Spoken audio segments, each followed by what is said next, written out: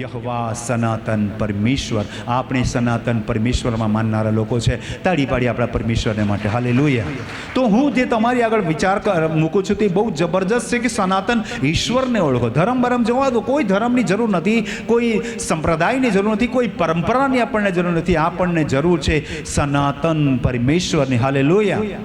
મૂર્તિ પૂજા અને આવા જે કાલ્પનિક ઈશ્વરો જે છે ને એમાંથી આપણે બહાર આવે. વાસ્તવિક ઈશ્વર, રિયલ ગોડ તરફ આપણે જે રિયલ જે આપણો ઈશ્વર છે એની તરફ આપણે વિચારધારામાં જઈએ.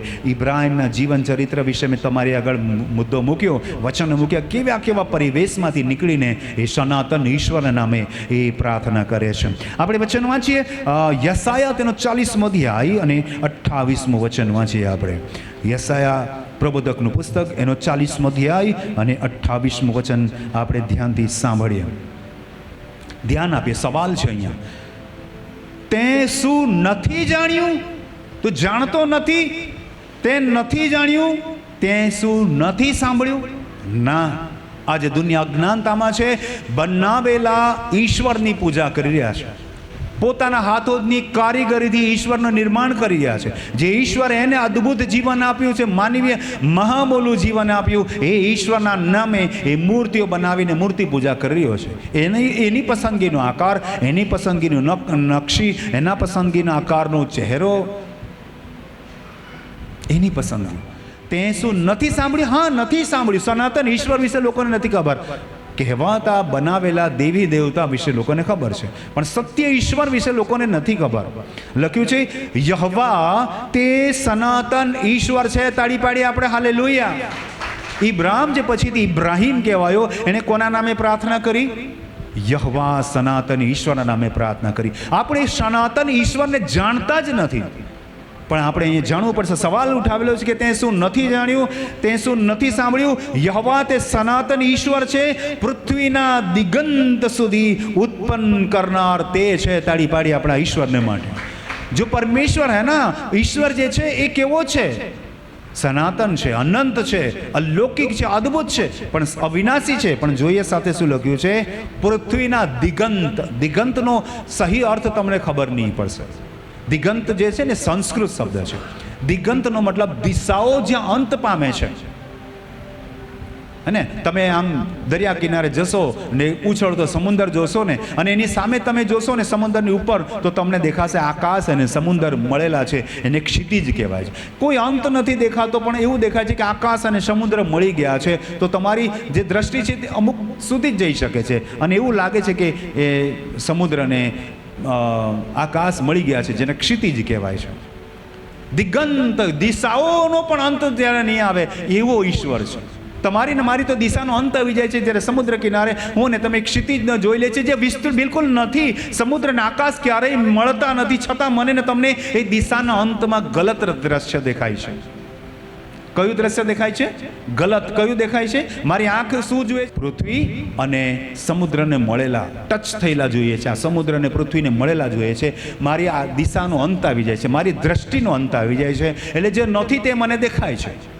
જે રિયાલિટીમાં નથી, જે પૃથ્વીના આકાશ મળેલા દેખાય છે, એ રિયાલિટીમાં બિલકુલ નથી. માણસ આજે એવું છે, એની અંત આવી જાય છે સમજનો, એનો અંત આવી જાય છે બુદ્ધિનો, એનો અંત આવી જાય છે તર્કનો. એટલે ઈશ્વરની પોતાની ઈચ્છાથી કલ્પના કરે છે. જેમ ક્ષિતિ જે મારી કલ્પના છે, વાસ્તવિક નથી. પણ આ જે ઈશ્વર છે ને, એ દ્રષ્ટિના અંતમાં આવતો નથી, એટલો અનંત છે. દિશાઓની કોઈ અંત નથી, એનો અનંત ઈશ્વર છે, એને દિગંત કહેવાય. આપણે જોઈએ તે શું નથી જાણ્યું? તે શું નથી સાંભળ્યું? યહોવા તે સનાતન ઈશ્વર છે, પૃથ્વીના દિગંત સુધી ઉત્પન્ન કરનાર તે છે. તે નિર્ગત થતો નથી. નિર્ગત મતલબ શું? નિર્ગત એટલે કમજોર નથી થઈ જતો, લખ્યું છે. અને લખ્યું છે થાકતો પણ નથી. જે ઈશ્વર થાકી જતો હોય, અને હું પોતે થાકી જતો, મારામાં અને ઈશ્વરમાં ફરક શું છે? તો ઈશ્વરમાં મારે માનવાની જરૂર નથી કે જે ઊંઘી પણ જતો હોય, થાકી પણ જતો હોય. ગીતાશ્રી 121માં અધ્યાયમાં જોઈ લેજો કે આપણો જે રક્ષક છે તે ઊંઘતો નથી, થાકતો નથી, નિદ્રાવશ થતો નથી. તાળી પાડી આપણે હાલેલુયા. જો સનાતન, જે સનાતન છે ને થાકતો નથી કોઈ દિવસ. સનાતન, મેં કીધું સનાતનનો મતલબ સતત ગતિમાન હોય તે સનાતન. જે અટકી જાય તે સનાતન ન હોય. તેની સમજણ અતર્ક્ય છે. અતર્ક્યનો મતલબ જો કલ્પનાઓ સે પરે હે વો પરમેશ્વર હમારા. જે કલ્પનાઓની બહાર છે એ ઈશ્વર છે ને આપણે કલ્પના કરીને મૂર્તિ બનાવી દઈએ છે. ઈશ્વર કેવો છે? અકલ્પનીય છે. બોલો કેવો છે? અકલ્પનીય, અમારી બુદ્ધિથી પણ આગળ છે, અમારી સમજથી પણ આગળ છે. દિગંત, જેનો અંત ન હોય. દિશાઓનો અંત તમારી ને મારી દ્રષ્ટિમાં છે, પણ એ જેનો કોઈ અંત નથી, એ અનંત ઈશ્વરને મારે ને તમારે માનવાની જરૂર છે. તાળી પાડીએ આપણે. હાલેલુયા. તે નબળાને બળ આપે છે અને કમજોરને પુષ્કળ જોર આપે છે. બધા વાંચો જોઈએ. તે નબળાને બળ આપે છે અને કમજોરને પુષ્કળ જોર આપે છે. તાળી પાડીએ વચનને માટે. જે તમને શક્તિ આપે ને એ ઈશ્વર છે. જે ઈશ્વરને તમે શક્તિ આપો એ ઈશ્વર ન કહેવાય, એ મૂર્તિ યા આર્ટિફિશિયલ વસ્તુ કહેવાય. આર્ટિફિશિયલ એટલે બનાવટી. બનાવટી ઈશ્વરમાં તમે માની રહ્યો છો, જેને તમારે શક્તિને સોર્સ અને વીજળીનો કરંટ આપવો પડે છે, લાઇટ સળગાવવી પડે છે, જબજબિયા સળગાવવા પડે છે. અફસોસ છે. મને એવા ઈશ્વરની જરૂર નથી. મને એવા ઈશ્વરની જરૂર છે કે જ્યારે હું નબળો પડી જાઉં છું ત્યારે મને બળ આપે છે, ને બિલકુલ થાકી જાઉં છું, સાવ કમજોર થઈ જાઉં છું ત્યારે મને કેવું જોર આપે છે? પુષ્કળ જોર આપે છે. તાળી પાડીએ આપણે. હાલેલુયા. એ ઈશ્વરની મને જરૂર છે જે મને જીવન આપે છે. એ ઈશ્વરની જરૂર છે જે મને શ્વાસ આપે છે. એ ઈશ્વરની મને જરૂર છે જે મને બળ અને બુદ્ધિ આપે છે. હું ક્યાં નિર્બુદ્ધની પેઠે પાગલની જેમ મૂર્તિ પૂજા કરું છું, તો મારા માટે નિર્બળ બાબત છે. આપણે વચન વાંચીએ આગળ. રોમનને પત્ર 1 અધ્યાય 20 થી 23 વચન વાંચું છું, ધ્યાનથી તમે સાંભળો. કેમ કે તેના અદૃશ્ય ગુણો એટલે તેનું સનાતન પરાક્રમ અને દેવત્વ જગત ઉત્પન્ન થયું ત્યારથી સૃજેલી વસ્તુઓના નિરીક્ષણથી સ્પષ્ટ જણાય છે. મારી ને તમારી બુદ્ધિ જ કામ નથી કરતી, એટલે આપણે ઈશ્વરને, સનાતન ઈશ્વરને સમજી નથી શક્યા. સનાતન ઈશ્વર વિશે શું કહે છે? કેમ કે તેના અદૃશ્ય ગુણો. કેવા ગુણો? ઇનવિઝિબલ, અદૃશ્ય ગુણો. ના, આપણે ઈશ્વરને કેવો માનીએ છીએ? દ્રશ્ય. આવો તેવો, આવો તેવો આવે આકાર આપીએ છીએ. ઈશ્વરના અદૃશ્ય ગુણોને તમારે જોવું હોય તો શું જોવાનું? જુઓ. એટલે તેનું સનાતન પરાક્રમ. કયું પરાક્રમ? આપણે અગાઉના વચનમાં ઈશ્વર કદી નિર્ગત થતો નથી, કદી થાકતો નથી. આપણા ઈશ્વરનું પરાક્રમ કેવું છે? સનાતન છે. સતત એનું પરાક્રમ, એનું સામર્થ્ય, એનું મહિમા છે. તાળી પાડીએ આપણે. હાલેલુયા.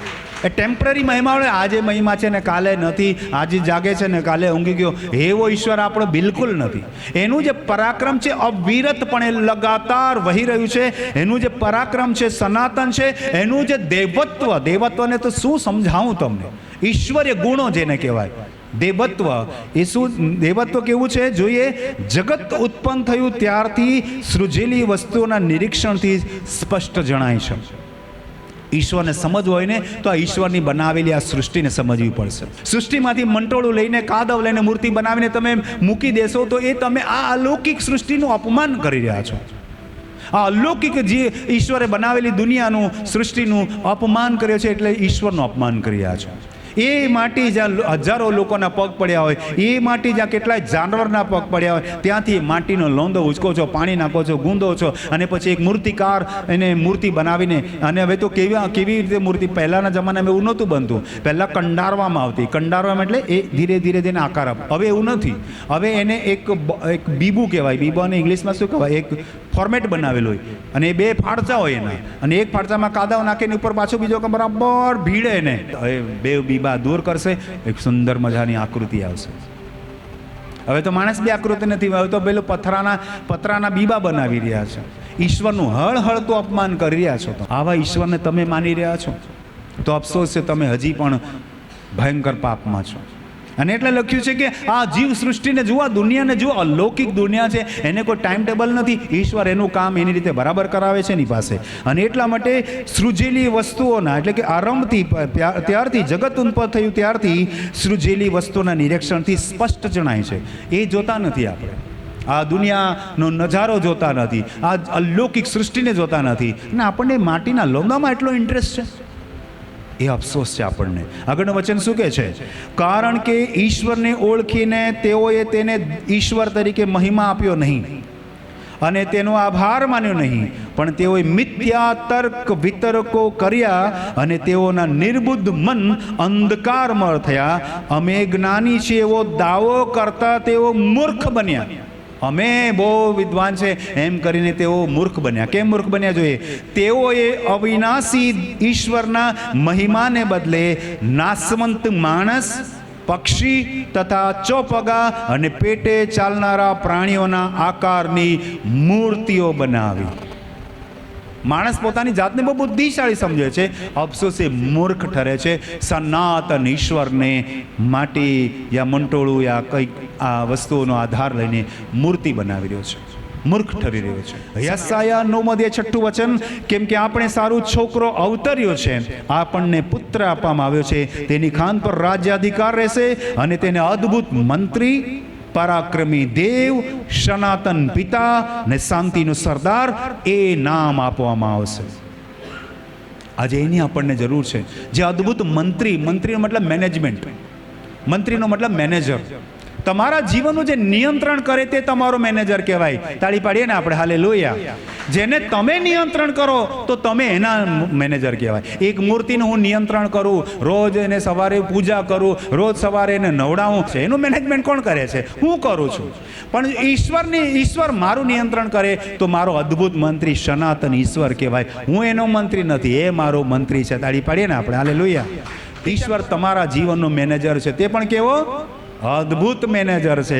કટકી ખાવ મેનેજર નથી, તમને પૂરેપૂરું જીવનનું મેનેજમેન્ટ કરીને આપે છે. તાળી પાડીએ ને આપણે. પરાક્રમી ઈશ્વર છે. એવો મેનેજર કેવો છે? પાવરફુલ છે. એવો ઈશ્વર છે, પરાક્રમી છે. તમને ક્યાંય તમારે હાર નહીં માનશો, તમે શર્મિંદા નહીં થશો. બીજું આગળ લખ્યું છે સનાતન પિતા છે. આપણો ઈશ્વર સનાતન પિતા છે. આપણને જીવન આપવાનું કામ કરે છે, પોષણ આપવાનું કામ કરે છે. આપણો પિતા આપણી ગરજ પૂરી પાડે છે. મારી બાળકીને કંઈ જોઈતું હોય તો હું એ આપું. એને કપડાં જોઈતા હોય, ચોપડા જોઈતા હોય, ફી ભરવાની હોય, આ જે કંઈ વસ્તુ જોઈતું હોય તો મને કે પપ્પા મને આ મારી પાસે નથી, એણે મહેનત કરવાની નથી, હું ગમે ત્યાંથી કરીને એના માટે પૂરું પાડું. ઈશ્વર મારો યહોવા ઈરે પૂરું પાડનાર પરમેશ્વર છે. તાળી પાડીએ આપણે, હાલેલુયા. એટલું નહીં, શાંતિનો સરદાર છે. કયો સરદાર છે? શાંતિનો. ગીતશાસ્ત્ર 25:6 વચન, હે યહોવા, તારી રહેમ તથા તારા વાત્સલ્યનું સ્મરણ કર, કેમ કે તેઓ સનાતન છે. આપણે કયા શબ્દ પર શીખી રહ્યા છે? સનાતન. ઈશ્વર સનાતન છે, ધર્મ સનાતન નથી હોતો. આપણો ઈશ્વર કેવો છે? આપણા ઉપર શું કરે છે? વાત્સલ્ય. વાત્સલ્ય શબ્દ બહુ હાઈ લેવલનો શબ્દ છે. વાત્સલ્ય, વાત્સલ્યનો મતલબ થાય છે, વત્સનો મતલબ થાય છે દીકરા. દીકરા તરીકેનો જે પ્રેમ આપણને કરતો હોય એ પિતા, એને એ ભાવને વાત્સલ્ય કહેવાય. જે આપણને દીકરો સમજતો હોવો જોઈએ, દુશ્મન નહીં, દોસ્ત નહીં, દીકરો. બોલો કોણ? દીકરો. વત્સનો મતલબ થાય છે સંસ્કૃતમાં, વત્સ મતલબ દીકરા. હે વત્સ એટલે હે બાળક, હે પ્રિયજન, હે મારા પ્રાણ પ્રિય વ્યક્તિ, હે મારા જીગર. તો વત્સનો મતલબ થાય દીકરો. અને જે બાપ પોતાના દીકરાને ભરપૂર પ્રેમ કરે એ ભાવને વાત્સલ્ય કહેવાય. ઈશ્વર તમને શું સમજે છે? દીકરા અને દીકરી. બાઇબલમાં લખ્યું છે, જે કોઈ તેના નામ પર વિશ્વાસ કરે છે તેમણે તેને દીકરા દીકરી થવાનો અધિકાર આપ્યો. તાળી પાડી આપણે, hallelujah. You are beloved child of God. તમે ઈશ્વરના પ્રિય બાળકો છો. તાળી તો પાડો ઈશ્વરને માટે, હાલેલુયા.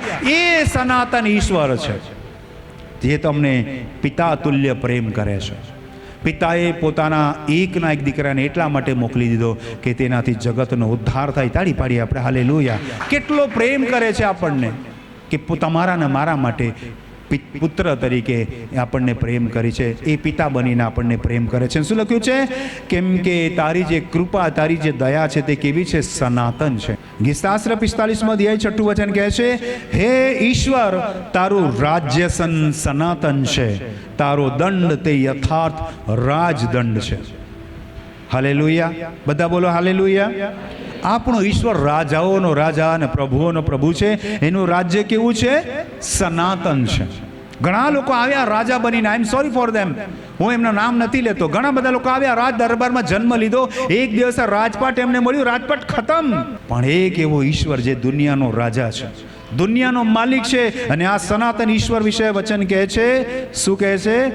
હે ઈશ્વર, તારું રાજ્યસન કેવું છે? સનાતન છે. તારો રાજદંડ, રાજદંડનો મતલબ થાય અધિકાર, ઓથોરિટી. રાજદંડ યથાર્થ રાજદંડ છે, સાચો રાજદંડ છે. તમારું જે સત્તા છે ને એ બિલકુલ સર્વોપરી સત્તા છે. તમે રાજાઓનો રાજા અને પ્રભુના પ્રભુ છો. તાળી પાડી આપણે, હાલેલુયા. વચન વાંચીએ. યશાયા 26 ચોથું વચનમાં લખ્યું છે, યહોવા પર સદા ભરોસો રાખો, કેમ કે યહોવા ઈશ્વર સનાતન ખડક છે. સનાતન ખડક છે. ખડકનો મતલબ થાય અંગ્રેજીમાં ધી રોક. રોકનો મતલબ થાય અચળ. આપણો ઈશ્વર અચલ છે, ક્યારેય એની કૃપાથી ચડી જતો નથી, ક્યારેય એના વચનોથી ચડી જતો નથી. બિલકુલ અચલ જો હૈ ના, જો કભી આપની બાત से મુકરતા નહીં, જે પોતાની વાતથી ક્યારેય ફરી જતો નથી, એવો ઈશ્વર, અનંત ઈશ્વર આપણને મળ્યો છે. ખડક સમાન એકદમ અચળ, જે બોલ્યો છે તે પૂરું કરનાર ઈશ્વર આપણને મળ્યો છે. તાળી પાડી આપણે હાલેલુયા. યસ, યર્મિયા તેનો 10મો અધ્યાય 6 વચનથી 16મા વચનમાં તમારે માટે વાંચ્યું છે, હે યહોવા, તારા જેવો કોઈ નથી, તું મોટો છે ને સામર્થમાં તારું નામ મોટું છે. હે સર્વ પ્રજાઓના રાજા, તારાથી કોણ નહીં બી, કેમ કે તે રાજ્ય તારું છે અને વળી વિદેશીઓના સર્વ જ્ઞાનીઓમાં ને તેઓના સર્વ રાજ્યોમાં તારા જેવો કોઈ નથી. તેઓ સગળા નિર્બુદ્ધ તથા મૂર્ખ છે. મૂર્તિઓ પાસેથી જે શિખામણ મળે છે તે તો કેવળ લાકડું જ છે. તાર્સિસમાંથી રૂપાના પતરા લાવે છે અને ઉપાસમાંથી સોનું લાવે છે. કારીગર તથા સોની તે પર કામ કરે છે. તેઓના વસ્ત્ર નીલરંગી તથા જાંબુડિયા છે. તે સગળું નિપુણ માણસનું કામ છે. પણ યહોવા સત્ય ઈશ્વર છે, તે જ સજીવ ઈશ્વર તથા સનાતન રાજા છે. તેના કોપથી પૃથ્વી કંપે છે ને તેના ક્રોધ વિદેશીઓથી સહન થઈ શકતો નથી. તાળી પાડી આપણા ઈશ્વરને માટે. એ સનાતન છે, લાકડી, પથ્થર, માટી અને ધાતુ નથી. આગળનું વચન કહે છે, તેઓને કહો કે જે દેવોએ આકાશ તથા પૃથ્વી બનાવ્યા નહીં, તેઓ પૃથ્વી પરથી તથા આકાશ તળેથી નાશ પામશે. જેમણે આ દુનિયા જ નથી બનાવી, દુનિયા જ ખતમ થઈ જવાની, તો દુનિયાના કહેવાતો ઈશ્વર પણ ખતમ થઈ જવાના. તેણે પોતાના સામર્થ્યથી પૃથ્વી બનાવી છે, પોતાના જ્ઞાનથી જગતને ધરી રાખ્યું છે ને પોતાની બુદ્ધિથી આકાશને વિસ્તાર્યું છે. તે ગર્જના કરે છે ત્યારે આકાશમાં પાણીનો ગુગવાટો થાય છે અને પૃથ્વીને છેડેથી તે વાદળા ચડાવે છે. તે વરસાદને સાળું વીજળી ઉત્પન્ન કરે છે ને પોતાના ભંડારોમાંથી વાયુ કાઢે છે. દરેક માણસ પશુવત તથા જ્ઞાનહીન થયો છે. દરેક સોની પોતાની કોતરેલી મૂર્તિથી લજ્જિત થયો છે, કેમ કે તેની ગાળેલી મૂર્તિ અસત્ય છે. તેઓમાં શ્વાસ નથી, તેઓ વ્યર્થતા છે, તેઓ ભ્રાંતિરૂપ છે. તેઓના શાસનની વેળાએ તેઓ નાશ પામશે. યાકૂબનો હિસ્સો તેમના જેવો નથી, એટલે કે આપણો વિશ્વાસ તેમના જેવો નથી, કેમ કે તે સર્વનો બનાવનાર છે અને ઇઝરાયલ તેના વારસાની કોમ છે. તેનું નામ સૈન્યનો ઈશ્વર યહોવા છે. તાળી પાડી આપણે હાલેલુયા. 1 તિમોથી 1 અધ્યાય 17મું વચન કહે છે, જે સનાતન યુગોનો રાજા, અવિનાશી, અદ્રશ્ય તથા એકાકી ઈશ્વર છે, તેને સદા સર્વકાળ માન તથા મહિમા હો. બધા બોલો આમીન. બધા બોલો આમીન. ઈશ્વર કેવો હોવો જોઈએ? સનાતન યુગોનો રાજા હોવો જોઈએ. ઈશ્વર કેવો હોવો જોઈએ? અવિનાશી હોવો જોઈએ. ઈશ્વર કેવો હોવો જોઈએ? અદ્રશ્ય હોવો જોઈએ. ઈશ્વર કેવો હોવો જોઈએ? એકાકી, યુનિક, અનન્ય, એકલો હોવો જોઈએ. એ ઈશ્વરમાં તમે માનો છો તો તમે બધા બોલો આમીન. બધા બોલો હાલેલુયા. યશાયા 17મો અધ્યાય 15મું વચન કહે છે, જે ઉચ્ચ તથા ઉન્નત છે, જે સનાતન કાળથી છે, જેનું નામ પવિત્ર છે, તે એવું કહે છે, હું ઉચ્ચ સ્થાને તથા પવિત્ર સ્થાને રહું છું. વળી જે અંતકરણથી પશ્ચાતાપ કરે છે તથા નમ્ર છે, તેની સાથે પણ વસું છું, જેથી હું નમ્રોના આત્માને અને પશ્ચાતાપ કરનારાઓને હૃદયને ઉત્તેજન કરું. હાલેલુયા. આપણો ઈશ્વર અંતકરણમાં રહે છે. તાળી પાડીએ આપણે હાલેલુયા. આપણે પ્રેરિતોના કૃત્યો 17મો અધ્યાય 24 થી લઈને 27 વચન, જે ઈશ્વરે જગત તથા તેમાંનું સગળું ઉત્પન્ન કર્યું છે, તે આકાશ તથા પૃથ્વીનો પ્રભુ હોવાથી હાથે બાંધેલા મંદિરોમાં રહેતો નથી. તાળી પાડી આપણે હાલેલુયા. તેને માણસોના હાથની સેવા જોઈતી નથી. તમારા હાથની સેવા એને જોઈતી નથી, કેમ કે તેને કશાની ગરજ નથી. એને કાંઈ જોઈતું નથી તમારી પાસે. જીવન, બોલો જીવન. મારી સાથે બોલો જીવન.